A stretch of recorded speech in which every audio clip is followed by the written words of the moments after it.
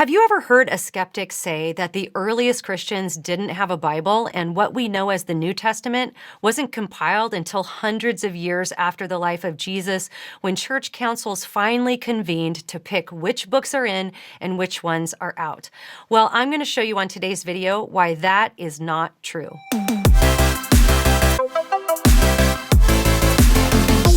Most of the earliest Christians were Jews, and they had the Old Testament. But concerning the 27 books of the New Testament, it's true there wasn't an official canon until about 300 or 400 years after the life of Jesus. But that doesn't mean they didn't have New Testament scripture. In fact, the word canon does not need to be confined to a formal and final list, but Dr. Michael Kruger argues that it reflects the entire process by which the formation of the church's writings took place. So here are 5 facts that point to an early canon. Fact number 1, early Christians differentiated between canonical and non-canonical books. So in the earliest iteration of Christianity, Christians divided books into 4 categories. The first category was recognized books. So books like the 4 Gospels, Acts, and the letters of Paul, these were regarded as canonical by the early Christians and were never disputed. In fact, in the 4th century, church historian Eusebius noted that this core canon had existed in Christianity for some time. And then they had a category for disputed books. So these would be books like James, Jude, 2 Peter, and 2nd and 3rd John. These were disputed by some, but accepted by many. And these books wouldn't be officially canonized until later. The third category was rejected books. The earliest Christians recognized that some books were helpful for spiritual growth, but they weren't regarded as having the same authority as Scripture. Among these books would have been the Shepherd of Hermas, the Acts of Paul, and the Epistle of Barnabas, to name a few. And then the earliest Christians also had a category for heretical books. So some books were never considered for canonical status. They were rejected from the beginning as outright heresy. Some of these were the Gospel of Thomas, the Gospel of Peter, and the Acts of Andrew and John. Fact number 2 that points to an early canon is that certain New Testament writings were cited as scripture not long after they're written. So the earliest mention of a New Testament book being referred to as scripture comes from the New Testament itself. That's about as early as it gets. In 1 Timothy 5:18, the Apostle Paul writes this: "For Scripture says, 'Do not muzzle an ox while it is treading out the grain, and the worker is worthy of his wages.'" So the first part of Paul's quotation, "Do not muzzle an ox while it's treading out the grain," that comes from Deuteronomy 25:4. But the second part that says the worker is worthy of his wages comes from the New Testament, specifically Luke 10:7. So in other words, Paul quotes Luke's gospel and calls it scripture. Another example comes from 2 Peter 3:15 and 16, where Peter mentions all of Paul's letters. He warns believers to not be deceived by people who twist them as they do the other scriptures.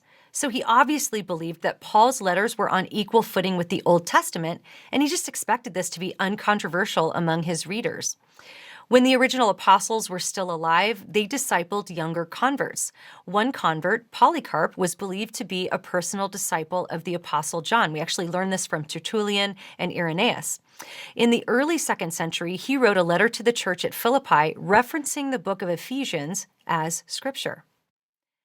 Fact number 3 that points to an early canon is that the church fathers began to compile lists of New Testament books long before any councils met to finalize the canon.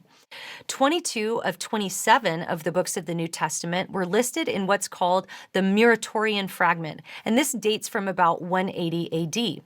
This list includes everything but Hebrews, James, 1st and 2nd Peter, and possibly 3rd John, indicating that the bulk of the New Testament canon was established at an extraordinarily early date. The first complete list of the New Testament canon is often attributed to Athanasius around 367 AD. But Dr. Michael Kruger argues that all 27 books were affirmed by Church Father Origen more than 100 years before that. This means that most likely by the 3rd century, the complete canon was recognized and in place. Fact number 4, early Christian manuscripts were intended for public reading. Manuscripts of the Greco-Roman world were generally made to be appreciated as works of art, and they weren't meant to necessarily be read in public. But early Christian manuscripts were unique in that they were made more for function, not for beauty. So compared with their cultural counterparts, they had fewer lines per page, they had a large number of reader's aids and spaces between sections, all of which suggests that they were meant for public reading. And this is important because in the early church, and even going back to the Old Testament synagogues, almost all writings that were read in public worship services were biblical books. For example, 2nd century apologist Justin Martyr tells us that in church gatherings, portions of the Old Testament and the Gospels would be read, followed by a sermon. This indicates that the scribes who copied the manuscripts believed them to be scripture and intended them to be used as such. Fact number 5, early Christians primarily used a codex rather than a scroll. So centuries before it was broadly used in Greco-Roman culture, early Christians mainly used a codex, which is similar to a modern book which is bound at the spine, rather than a scroll, which was the primary form of written documents in the ancient world. The switch to the codex was sudden, early, and widespread among Christians, and this might indicate the church's need to combine several books into one volume, which only a codex could do. Many scholars believe that this supports the idea that the canon was beginning to be established as early as the end of the 1st century. So what did these councils actually do? Well, the councils that eventually convened to establish the canon did just that. They finalized the list of books that were already considered canonical, and they settled a handful of disputes surrounding the remaining texts. But the evidence suggests that early Christians had a functioning New Testament core canon long before that.